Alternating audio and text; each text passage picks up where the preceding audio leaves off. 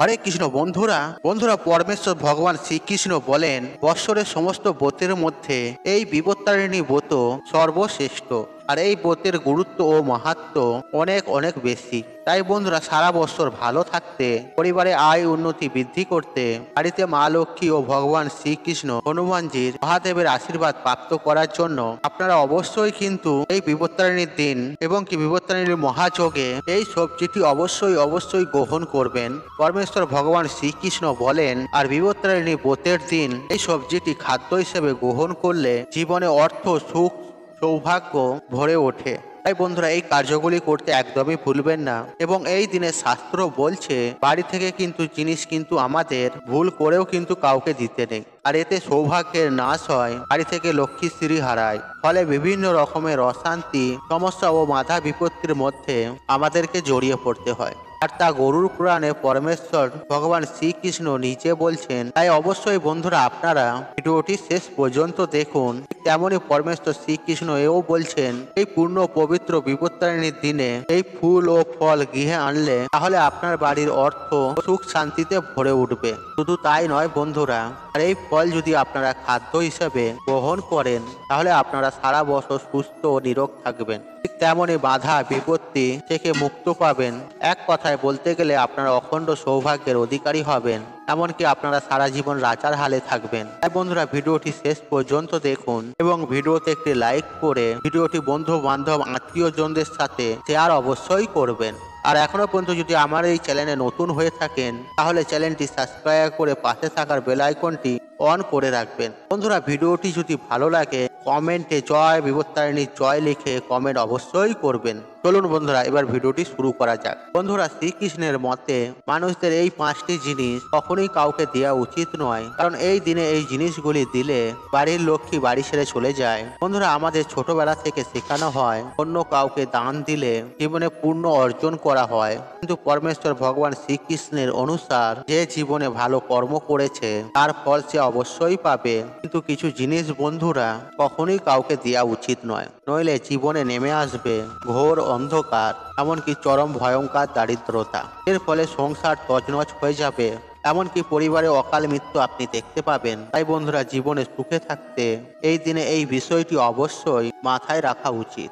বন্ধুরা বিষ্ণু পুরাণ ও গরুর পুরাণ অনুসার এই 5টি জিনিস মা লক্ষ্মীর সঙ্গে সম্পর্কিত রয়েছে। তাই যার জীবনে মা লক্ষ্মীর কৃপা থাকে তার জীবনে সুখ শান্তি মান সম্মান অর্থ ধন সম্পত্তি কোনো কিছুরই অভাব হয় না। কিন্তু যার জীবনে মা লক্ষ্মীর কৃপা আশীর্বাদ থাকে না তার জীবন অত্যন্তই কষ্টদায়ক হয়। তাই বন্ধুরা আপনিও মা লক্ষ্মীর সাথে সম্পর্কিত এই দিনে এই 5টি জিনিস কখনোই কাউকে দেবেন না। নাম্বার 1, বন্ধুরা এই দিন মহিলাদের ব্যবহার করা গয়না ও গোপন বস্ত্র ভুলেও কাউকে দেবেন না।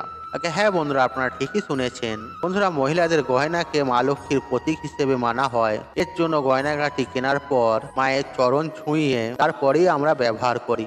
আপনারা সকলেই জানেন যে বাড়ির মহিলারা হচ্ছে মা লক্ষ্মীর প্রতিরূপ।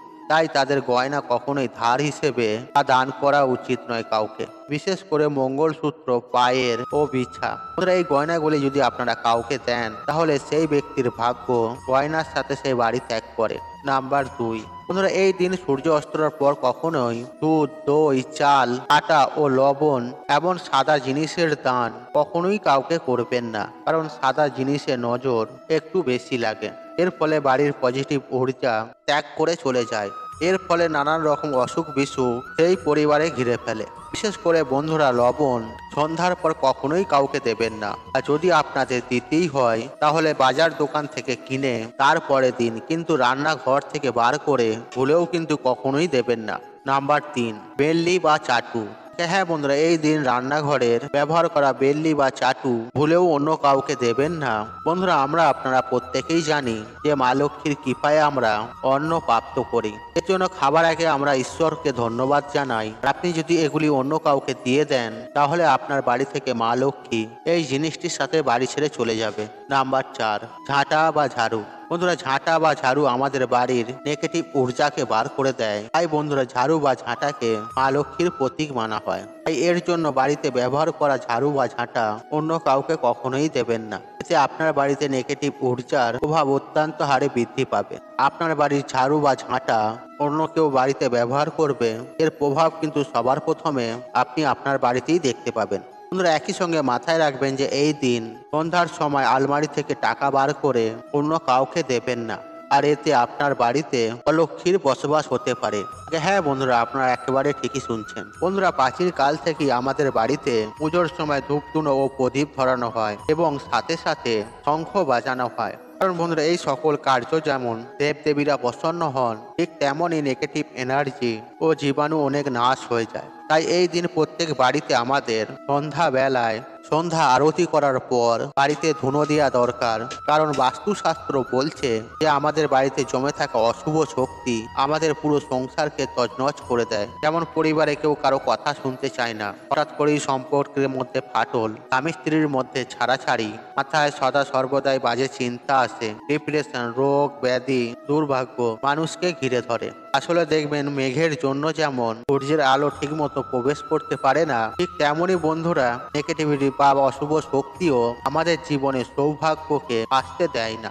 তাই বন্ধুরা বাড়ি থেকে আমাদের জীবন থেকে এই অশুভ শক্তিকে দূর করার জন্য এই দিন সবার প্রথমে আপনারা যা করবেন, এই দিন সন্ধ্যাবেলায় সন্ধ্যা আরতির পর ভগবান শ্রীরামকে স্মরণ করে হনুমান চালিসা পাঠ করে তেজপাতা, এলাচ এবং লবঙ্গ মিশিয়ে আপনারা বাড়িতে ধুনো জ্বালান এবং সেই ধুনোর গন্ধ আপনারা বাড়ির কোনায় কোনায় ছড়িয়ে দিন।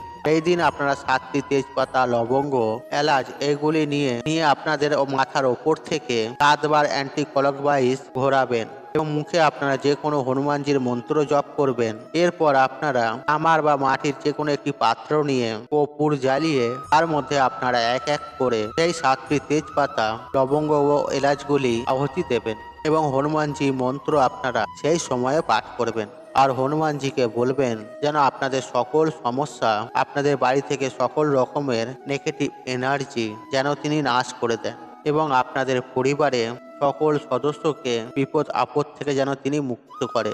এবং পরের দিন আপনারা সেই ছাই আগুন জ্বালানো সেই ছাইটি কোনো নদী বা জলাশয়ে গিয়ে ফেলে দেবেন। বন্ধুরা এই পূর্ণ পবিত্রতম দিনে আর সব থেকে গুরুত্বপূর্ণ কাজ হচ্ছে এই দিন সকালে ঘুম থেকে উঠে আপনারা স্নান পর্ব সেরে তুলসী মঞ্চে কিন্তু অবশ্যই জল নিবেদন করবেন। কারণ তুলসী সেবা ছাড়া কখনোই কিন্তু সেই বাড়িতে মা লক্ষ্মী ও ভগবান বিষ্ণুর কৃপা হয় না। এছাড়াও এই দিনে তুলসী পুজো ও তুলসী সেবায় বাড়িতে আয় উন্নতির সৌভাগ্যে মা ভরিয়ে দেন। নাম্বার 2, বন্ধুরা যাদের বাড়িতে কিছুতেই অর্থ সমস্যা কাটছে না বা যারা সারা বছর বিভিন্ন রকম ঝগড়া ঝামেলা সমস্যা বা রোগ ব্যাধির মধ্যে ঘিরে রয়েছে, তারা অবশ্যই বন্ধুরা এই দিনে বাড়িতে একটি প্রদীপ জ্বালিয়ে পরিষ্কার জামা কাপড় পরে মায়ের সামান্য হলেও আপনারা পুজো অর্চনা করুন। এবং পারলে বন্ধুরা আপনারা এই দিনে মা লক্ষ্মীর ঘটের সামনে আপনারা আলপনা দিয়ে মায়ের পদচিহ্ন অঙ্কন করুন। তার আগে অবশ্যই কিন্তু আপনারা ভালো করে ঠাকুর ঘর পরিষ্কার পরিচ্ছন্ন করে নেবেন, কারণ নোংরা জায়গাতে কিন্তু মা লক্ষ্মী কখনোই পা রাখেন না। নাম্বার 3, বন্ধুরা পারলে এই দিনে আপনারা অবশ্যই সন্ধ্যাবেলায় কিংবা সকালবেলায় মা লক্ষ্মীর সামনে একটি ঘিয়ের প্রদীপ অবশ্যই জ্বালাবেন। এতে বন্ধুরা মানুষের দুর্ভাগ্যের নাশ হয় এবং সৌভাগ্যের উদয় ঘটে। ফলে আগের তুলনায় আপনাদের আয় উন্নতি অবশ্যই বৃদ্ধি পাবে। নাম্বার 4, বন্ধুরা এই পবিত্র ব্রত চলাকালীন পারলে মা লক্ষ্মীর অত্যন্ত প্রিয় এই একটি গাছ আপনারা বাড়িতে অবশ্যই লাগান, যেমন কলা গাছ, সুপারি গাছ, নারকেল গাছ, কৃষ্ণ তুলসী গাছ এবং ধান গাছ। এই গাছগুলির মধ্যে যে কোনো একটি গাছ এই পবিত্রতম দিনে আপনারা আপনাদের বাড়িতে একটি হলেও অবশ্যই লাগান। এতে সারা বছর বন্ধুরা আপনাদের বাড়িতে মায়ের কৃপায় অর্থ, সৌভাগ্য, সুখ শান্তি বিরাজ করবে। নাম্বার 5, বন্ধুরা এই দিনে আপনারা আপনাদের স্নানের জলে কিছুটা সামান্য হলুদ মিশিয়ে ওং নমো ভগবতে বাসুদেবায় নমঃ এই মন্ত্রটি বলে আপনারা স্নান করুন এবং স্নান করে এসে ভগবান বিষ্ণু ও মা লক্ষ্মীর পূজা আরাধনা অবশ্যই করুন। একটি আসন পেতে ভগবান বিষ্ণু ও মা লক্ষ্মীর কোনো মন্ত্র আপনারা 108 বার, 3 বার, 21 বার জপ করুন। বন্ধুরা যদি নিয়ম মেনে এই দিনে এই সামান্য কার্যগুলি যদি করতে পারেন, তাহলে বন্ধুরা আপনাদের আগের তুলনায় উন্নতি, ধন সম্পত্তি বাড়বে। এছাড়াও বন্ধুরা এই দিনে কাঁঠালি কলা, নারকেল, ধান সিঁদুর, দূর্বা, লাল ফুল, পদ্ম ফুল, অম্রপল্লব, পান পাতা, তুলসী পাতা, তুলসী মঞ্জরি, ভৌতুকি, লক্ষ্মী কড়ি, শঙ্খ, চালের নৈবেদ্য এই দিনে মায়ের চরণে নিবেদন করলে ও মায়ের পুজো অর্চনা করলে আর সেই বাড়িতে সারা বছর মায়ের কৃপা আশীর্বাদ বিরাজ করে। বন্ধুরা, আপনারা প্রত্যেকেই জানি এই বিপত্তারিণী ব্রতে এই 13 সংখ্যাকে অত্যন্ত গুরুত্ব দেওয়া হয়েছে। এমনকি আপনারা নিশ্চয়ই হয়তো জানেন এই বিপত্তারিণী পূজার শেষে দুর্বা ঘাসের সঙ্গে যে লাল সুতো বা ধাগা হাতে বাঁধা হয় সেই ধাগাটি সুতোর সংখ্যা 13 হয়ে থাকে। তাই এই বিপত্তারিণী পূজার ক্ষেত্রে 13 সংখ্যাটি অত্যন্ত গুরুত্বপূর্ণ। এরপর দেবীর উদ্দেশ্যে নিবেদিত ভোগ, যে 13 প্রকার ফল, 13 প্রকার ফুল আপনি যেগুলি নিয়েছিলেন সেগুলিকে নিবেদন করুন। এরপর উক্ত মঙ্গল ঘটে আপনি একটি ফুলের মালা নিবেদন করুন। এরপর লাল সুতো অর্থাৎ ধাগা আপনি ঘটে স্পর্শ করিয়ে পরম ব্রহ্মকে স্মরণ করে সমস্ত দেবদেবীর উদ্দেশ্যে প্রণাম নিবেদন করে মা বিপত্তারিণী দেবীকে আবাহন করুন। এরপর লাল সুতো ও ধাগাগুলিকে ঘটের পাদদেশে রেখে উক্ত মঙ্গল ঘটটির সামনে আরতি প্রদান করুন। তবে আরতি করার সময় অতি অবশ্যই 3 বার শঙ্খধ্বনি দেবেন এবং এই সময় এই মন্ত্রটি মনে মনে 3 বার উচ্চারণ করুন। আমি এই মন্ত্রটি স্ক্রিনে দিয়ে দিলাম, আর মন্ত্র উচ্চারণে যদি আপনার অসুবিধা হয় তাহলে মনে মনে আপনি বিপত্তারিণী দেবীকে স্মরণ করুন।